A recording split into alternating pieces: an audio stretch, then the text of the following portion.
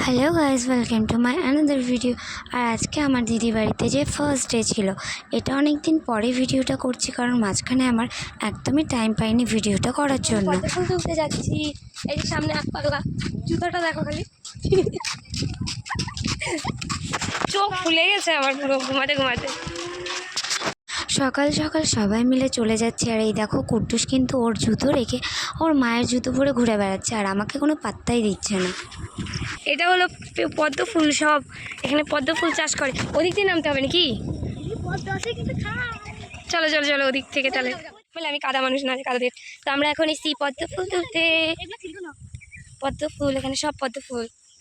ওটা কি আখের ক্ষেত না? গমা আবার কি? গরুতে খায় ঘাস। ও আচ্ছা, ও এগুলো খরগোশকেও খাওয়ানো যায়, দেখি অনেককে খাওয়ায়। সকালের দিকে পদ্ম ফুল তো তুলতে গেছিলাম, কিন্তু যেহেতু অনেকটা গভীর তাই পদ্ম ফুল তুলতে পারিনি। তাই কিন্তু পরে গিয়ে জিজু অনেকগুলো পদ্ম ফুল তুলে নিয়ে আসে, আর সাথে পদ্ম ফুলের বীজও নিয়ে আসে।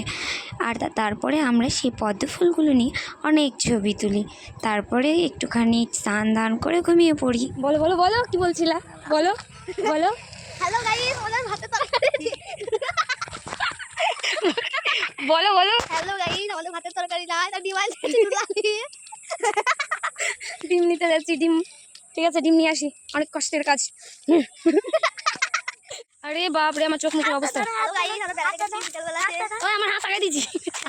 পদ্ম ফুল দেখতে চলো বন্ধুরা, সকালে পদ্ম ফুল দেখিয়ে দিলাম, তো এখন চোখ মুখ ঠিক লাগছে।